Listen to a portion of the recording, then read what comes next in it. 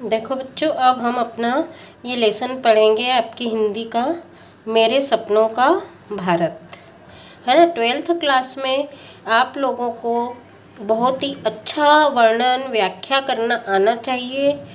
जैसे कि आप पढ़ चुके हो, डॉक्टर APJ अब्दुल कलाम कौन थे? भारत रत्न पूर्व राष्ट्रपति। इनका पूरा नाम क्या था? डॉक्टर अबुल पाकिर जैनुल आबदीन अब्दुल कलाम। है ना, तमिलनाडु के रामेश्वरम के धनुषकोटी नगर में इनका जन्म हुआ था। इनका जो परिचय है ये पूरा यहाँ पर शॉर्ट में बहुत ही सारगर्भित दिया हुआ है। आप बिल्कुल अच्छे से पढ़ो और उसको याद करना। अब इसमें डॉक्टर अब्दुल कलाम ने मेरे सपनों का भारत ये उन्होंने लिखा है अपनी पुस्तक में, तो उसी के कुछ अंश इसमें दिए हुए हैं। तो ये बहुत ही इम्पोर्टेंट लेसन है, आप इसको अच्छे से समझ के पढ़ना। मैं आपको समझा रही हूँ इसकी मेन चीज़ें। इसके केंद्रीय भाव में इसका कुछ सार दिया है कि 21वीं सदी जो है बौद्धिक युग है ना, और ज्ञान की प्राप्ति, उपलब्धि और प्रयोग ये हमको करना है। भारत विकासशील देश है, यहाँ बौद्धिक समाज के रूप में हमको विकसित होना है और बौद्धिक अर्थव्यवस्था में बदलने के तरीके व उपायों की पड़ताल करना आवश्यक है। तो इस अध्याय में ये बताया है कि हमें विस्तृत पड़ताल हमने इसमें की है। तो सबसे पहले हम ये देखें कि पहले हमारा देश कैसा था। तो हमारी जो उपलब्धियां हैं भारतीय सभ्यता की वो बहुत गहरी है।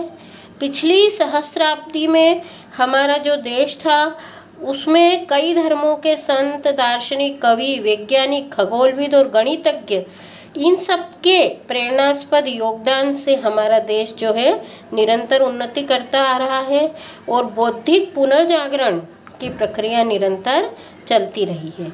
तो ये जो है हमारे बौद्धिक समाज का एक ठोस आधार हमारे पास पहले से मौजूद है।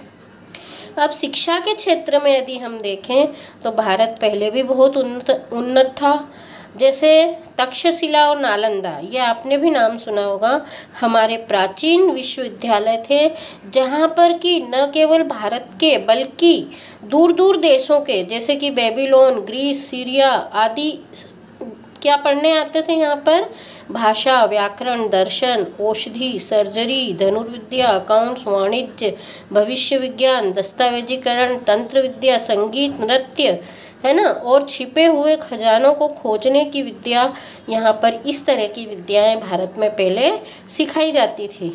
और कई प्रसिद्ध जो हैं इसके आचार्य, जिनके नाम हम आज भी बहुत ही आदर से लेते हैं, कौटिल्य, पाणिनि, जीवक, अभिनव गुप्त, पतंजलि, तो ये सब जो हैं हमारे प्राचीन आदर्श हैं। तो शिक्षा के क्षेत्र में हम उन्नत थे। अब भारत ने क्या क्या ऐसे आविष्कार किए हैं जिनसे हमें गर्व है। जैसे शून्य का आविष्कार भारत में हुआ, है ना। अल्बर्ट आइंस्टीन ने क्या कहा था कि भारत ने हमें गणना करना सिखाया, जिसके बिना कोई भी खोज संभव नहीं थी। तो भारत ने न केवल गणना करना सिखाया बल्कि दशमलव पद्धति का भी आविष्कार भारत में हुआ। यूक्लिड से काफ़ी पहले भारत में ज्यामिति के नाम से रेखागणित चलता था, है ना। इसी प्रकार 1500 वर्ष पहले सूर्य सिद्धांत में भास्कराचार्य ने बहुत नई नई बातें बताई कि सूर्य की परिक्रमा में पृथ्वी के द्वारा लिए गए समय को उन्होंने दशमलव के 9 दशमलव स्थानों में गणना की है। इसके अलावा कॉपरनिकस से 1000 वर्ष पहले आर्यभट्ट ने यह सिद्ध किया था कि पृथ्वी सूर्य के चारों ओर घूमती है। ये सब आविष्कार भारत की उपलब्धि है, तो हमें इन पर गर्व होना चाहिए। अब ये उल्लेखनीय उपलब्धियां केवल अतीत तक ही सीमित नहीं है, बल्कि आज़ादी के बाद भी, आज़ादी के पहले भी विश्व स्तरीय हमारे देश में दार्शनिक, इंजीनियर, चिकित्सक सब हुए हैं। जैसे कि इनमें कई नाम वैज्ञानिकों के हैं, मेघनाथ साहा, जेसी बोस, CV रमन, के.एस. कृष्णन, होमी जहांगीर भाभा, विक्रम साराभाई, ये सब वैज्ञानिक जो हैं, गणितज्ञ रामानुजम जैसे हैं, है ना, कवि रविंद्रनाथ टैगोर जैसे हैं, विवेकानंद जैसे दार्शनिक संत हैं। तो ये सब हमारे देश को बहुत महान उपलब्धियां देने वाले हैं। अब स्वतंत्रता के बाद क्या क्या हुआ? भारत ने पंचवर्षीय योजनाएं बनाकर अपने देश को आगे बढ़ाने का, उद्योगों को बढ़ाने का कार्य शुरू किया, आधारभूत ढांचा तैयार किया। जैसे कि हरित क्रांति 70 के दशक में, उससे हमारे देश में कृषि के क्षेत्र में उन्नति हुई। फिर ऑपरेशन फ्लड, उससे दूध का उत्पादन बढ़ा हमारे देश में। इसी तरह से विज्ञान और प्रौद्योगिकी में भी कई अनुसंधान हुए, है ना, कई संस्थान बने विज्ञान से संबंधित, और एक मजबूत आधार प्रौद्योगिकी मिशन के लिए तैयार हुआ। अब भारत के उपग्रह प्रक्षेपण की बात देखें तो ठोस आधार ने देश को किसी प्रकार का उपग्रह डिजाइन और विकसित करने और अपनी ही धरती से प्रक्षेपण यान को कक्षा में प्रक्षेपित करने की क्षमता हमारे देश में थी। जैसे कि PSLV C5 की 7वीं सफल उड़ान ने, जिसमें कि क्या किया था, सेट 1 को सन सिंक्रोनस ऑर्बिट में स्थापित किया था। तो इससे हमारी योग्यता की क्षमता का लोगों को पता चला, है ना। जैसे कि पृथ्वी और अग्नि 2 मिसाइलों को हमारी भारतीय सेना में जोड़ा गया, जो इस स्वदेशी क्षमता का प्रमाण है। इसी तरह से परमाणु ऊर्जा की उत्पत्ति और विकास में, इससे अस्त्रों का कैसे विकास होता है, ये भी उपलब्धियां जो है हमारे देश की विश्व के मुकाबले की है। तो इस तरह से उपग्रह क्षमता, अस्त्र शस्त्र की क्षमता हमारे देश में कम नहीं है। अब जहाँ तक सॉफ्टवेयर का सवाल है, तो व्यावसायिक बाजार में ये भी अच्छी उन्नति कर रहा है। हमारे उद्यमों का विशाल समूह है, हमारा कुशल जन संसाधन है ना, विश्व में कई संसाधनों में से एक है।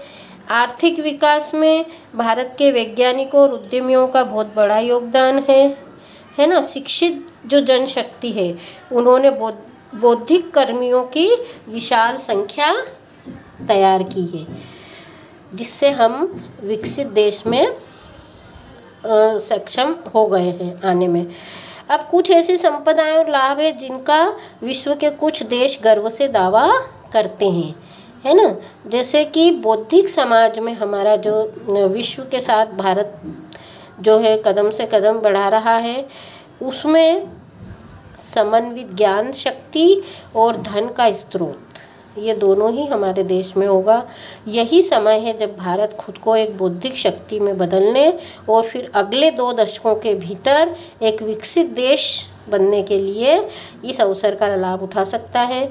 तो मतलब ये है कि हमारे देश को बौद्धिक शक्ति बनने के लिए हमको क्या करना चाहिए, एक विकसित देश बनना चाहिए और इस अवसर का लाभ उठाना चाहिए। प्रतिस्पर्धा, मतलब जो देशों की आपस में प्रतिस्पर्धा बढ़ रही है, उसमें हमको यह जानना है कि हम यहाँ पर प्रतिस्पर्धा में कहाँ पर पहुँच गए हैं, जो एक बौद्धिक शक्ति बनने की दिशा में अग्रसर होने के लिए वास्तविक इंजन है। मतलब हमको अपनी क्षमता को पहचानना है, तभी हम जो है बौद्धिक शक्ति बन सकते हैं। तो इसमें शॉर्ट में हमने ये देखा कि हमारा देश किसी से कम नहीं है, हमारी कौन सी उपलब्धियां और हमको क्या हासिल करना है, ये सब हमको जानना पड़ेगा। तो ये छोटा सा एक इसमें अंश दिया है सपनों के भारत में से, आप इसको अच्छे से पढ़ो और इसके प्रश्नोत्तर मैं भेज चुकी हूँ। तो आप लोग पढ़ाई अपनी जारी रखो, अब टेस्ट होने वाले हैं, है ना। और वीडियो नहीं भेजे हैं लड़कियों ने, वीडियो भेजो, अपनी कॉपीज़ कंप्लीट करके ज़रूर से दिखाओ।